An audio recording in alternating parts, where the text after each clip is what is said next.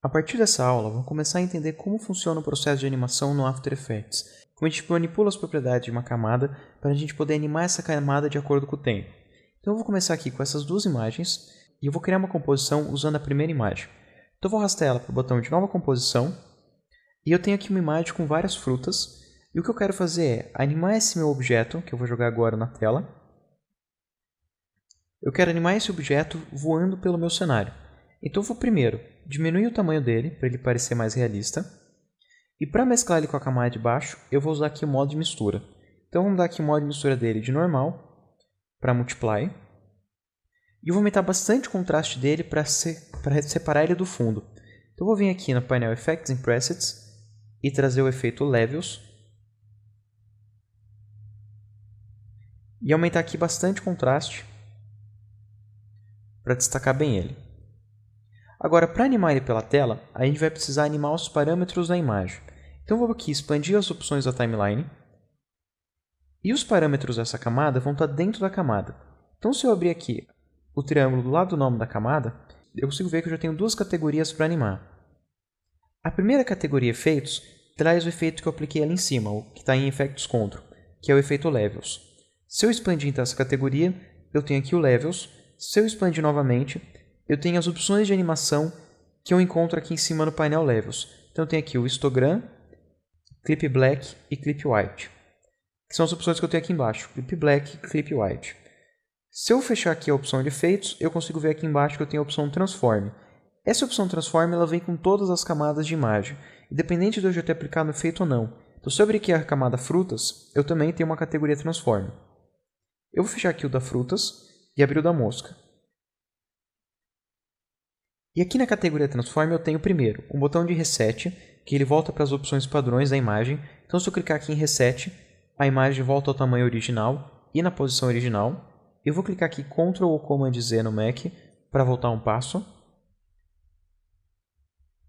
E aqui embaixo eu vou mostrar para vocês cada uma das principais propriedades. Então, a última propriedade que eu tenho aqui listada, que é uma das mais simples, é o tanto de transparência ou de opacidade que você tem na tua imagem. Como a minha opacidade está em 100%, eu não tenho transparência nessa imagem.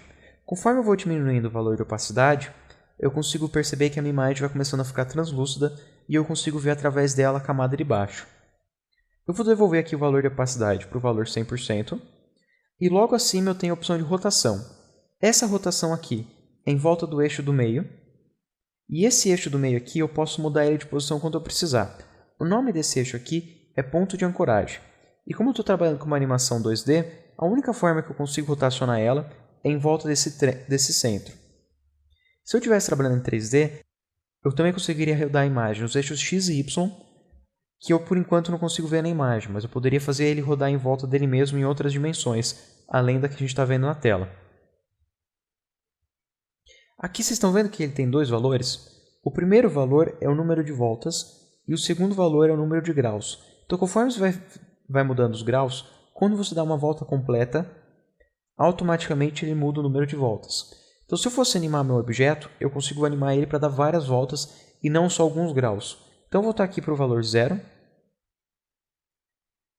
e 0. Logo acima eu tenho a opção de escala. Essa escala aqui, por enquanto, ela está travada usando esse cadeado. Se eu mudar a escala horizontal, ele muda automaticamente também a escala vertical, porque os dois valores estão unidos um ao outro. Se eu desligar aqui o cadeado, eu consigo mudar um valor sem afetar o outro. Eu vou botar aqui os dois valores para 25, ligar novamente o cadeado, e na sequência eu tenho o valor posição. Esse valor posição, ele é o posicionamento do objeto na tua composição inteira.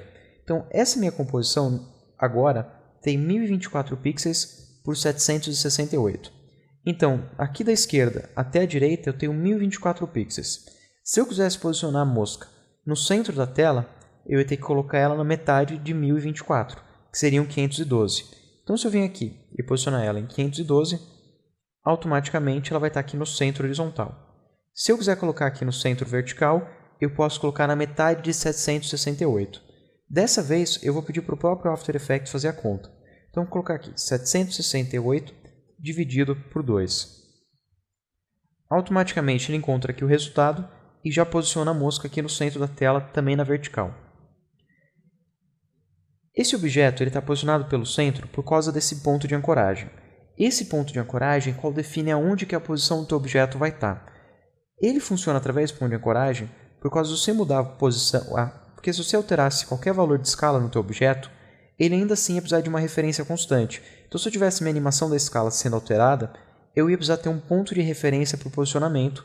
Então, o ponto de referência vai ser sempre esse ponto de âncora que vai definir o posicionamento do objeto, independente da escala que ele tiver. Então, se eu colocasse ele aqui no comecinho da tela, para a escala atual, ele na verdade não está no ponto zero. Ele está aqui na posição 216. Conforme eu vou diminuindo a escala, ele está bem afastado do início, coisa que não parecia antes. Mas na verdade, se eu conferir o ponto de ancoragem, ele já estava afastado. Porque quem define então não é a parte visual da imagem, e sim esse pontinho de ancoragem.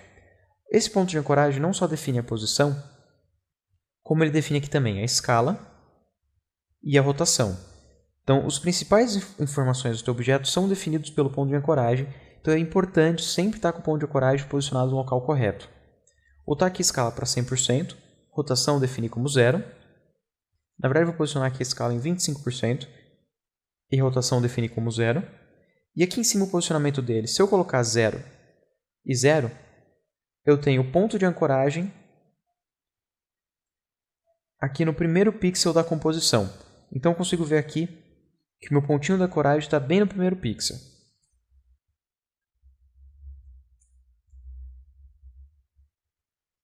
Se eu mover aqui o meu objeto, automaticamente eu vejo que o valor de posição vai alterando. Eu vou posicionar ele aqui em cima da pera, e o último valor que eu tenho aqui é o próprio ponto de ancoragem. Então, se eu altero esse ponto de ancoragem, na verdade, a gente consegue ver que ele não sai da posição que ele está na tela. Por causa que a posição que o ponto de ancoragem está é definido pelo valor que está abaixo, pelo valor de posição. Então, conforme eu vou alterando aqui a ancoragem, eu estou trocando a ancoragem em relação ao layer, então é em relação à mosca. A posição dela em relação à composição é definida pelo valor abaixo, então é constante. Ele está sempre posicionado nesse valor da composição. E é o layer que se altera em relação ao ponto de ancoragem. Se eu quisesse mudar então o ponto de ancoragem sem mover a mosca de lugar, eu posso ter a ajuda aqui de uma ferramenta que é a Pan Behind Tool. Se eu selecionar a Pan Behind Tool, eu consigo pegar esse pontinho de ancoragem e mover ele de posição. Dessa vez, se eu olhar ali embaixo, eu vejo que não só o ponto de ancoragem muda de posição em relação à camada, como também o posicionamento da ancoragem muda em relação a toda a minha composição, que é o valor de baixo. Então, se eu mudo aqui o ponto de ancoragem, automaticamente esses dois valores alteram junto. Eu vou botar aqui o ponto de ancoragem para o centro da mosquinha, para o centro da mosca. Vou posicionar aqui de novo tela cheia. E a gente já viu para que serve cada um desses parâmetros. Mas e para animar esses parâmetros? Como a gente faz? É bem simples. A gente tem que acionar esses relógios e quando você aciona um relógio, está dizendo que aquele parâmetro é animável. Se você não aciona o relógio, qualquer alteração que você faz dos parâmetros, ela é constante. Então, por enquanto, se eu deixar em 25, a minha mosca vai ser durante toda a minha composição 25 de escala. Se eu movo o CTI lá para frente e altero aqui a escala para 30, a mosca tem agora a escala 30 por toda a minha composição. Então isso é fixo, é constante. Sempre que eu alterar, o último valor que eu dei vai ser o valor definitivo. Se eu quiser interpolar, se eu quiser animar entre dois valores, obrigatoriamente então eu preciso ligar aqui o reloginho. E assim que eu ligo o reloginho, eu já crio a primeira informação para a timeline. Então eu dou a primeira informação de posicionamento, ou de escala, ou de rotação no meu objeto. Então o que eu vou fazer aqui é mover o CTI para o início da composição, aqui para o tempo 0, e eu vou ligar o reloginho de posicionamento. Automaticamente eu consigo ver que ele está habilitado. Então, se eu vir aqui e eu clicar de novo, eu estou, na verdade, desabilitando. O relógio é um botão de ligar e desligar. Então, eu vou clicar de novo, eu liguei esse parâmetro, agora é animável. Automaticamente, ele já define a primeira instância, o primeiro valor que ele possui. Então, no tempo 0, ele vai estar em 331 por 283. Aqui na esquerda, eu também vejo que eu tenho aqui um navegador. E nesse navegador eu já tenho um keyframe inserido. Ele está marcando aqui amarelo porque eu estou exatamente em cima de um keyframe. Se eu mover meu cursor para outro valor, eu consigo ver aqui no navegador que ele fica transparente. Então eu não estou em cima de nenhum keyframe. Eu não tenho nenhum para navegar para a direita, mas eu consigo voltar aqui um para a esquerda. Eu vou agora vir com o meu CTI até o tempo 5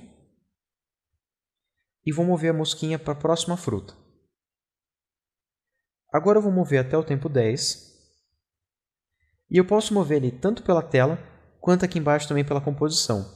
Então, eu vou vir aqui dessa vez, vou mudar os valores matemáticos aqui embaixo, os valores numéricos aqui embaixo. E posicionei ele na outra fruta. Automaticamente, quando eu mudo ele de posição, eu vejo aqui embaixo que eu tenho um novo keyframe. Eu vou mover agora até o tempo 10, até o tempo 15. Vou posicionar ele aqui na última maçã da tela. E automaticamente, de novo, ele fez mais um keyframe. Vocês estão vendo aqui na tela uma linha que se forma entre cada um dos posicionamentos que eu fiz?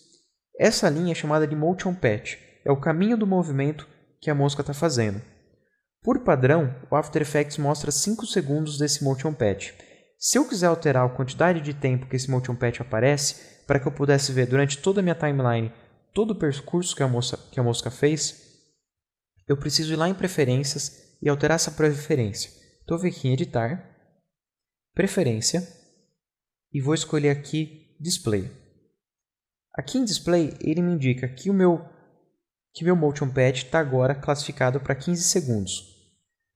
O Motion Path tem por padrão 15 segundos de tempo. Então, se eu quiser que ele dure mais do que 15 segundos, eu preciso ir lá e alterar aquela preferência.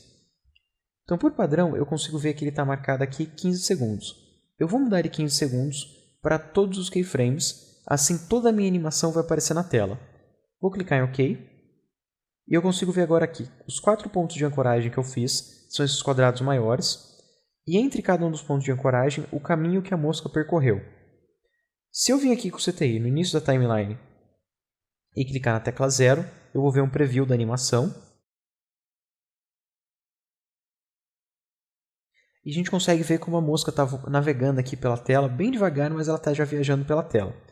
Então o que eu vou fazer aqui é duas coisas. Primeiro, eu quero melhorar aqui a navegação da mosca pela tela.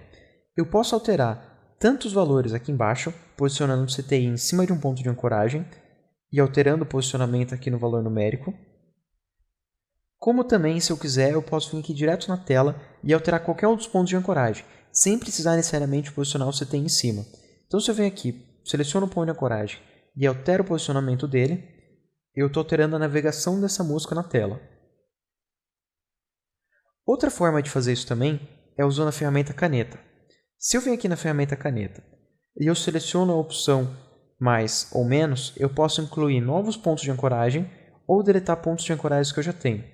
Na última opção, eu posso inserir leves curvas no meu Motion Path. Então, eu vou selecionar, na verdade, a caneta padrão.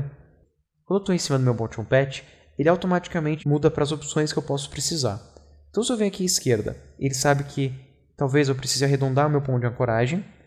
E se eu movo aqui um pouco mais para o lado, ele marca aqui o sinal de mais para inserir novo ponto de ancoragem.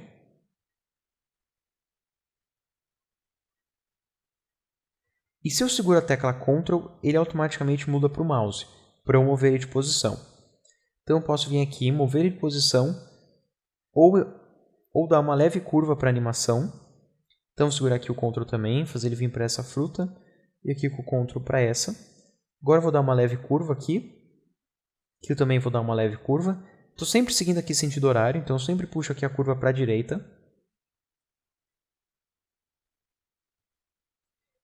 E nesse caso aqui eu vou puxar para a esquerda para só fechar a minha animação. Então se eu clicar agora com a tecla 0, ele faz um movimento bem mais suave, bem mais sutil. Ele está fazendo agora só um movimento curvo, naquele movimento tão mecânico e reto que ele estava fazendo antes.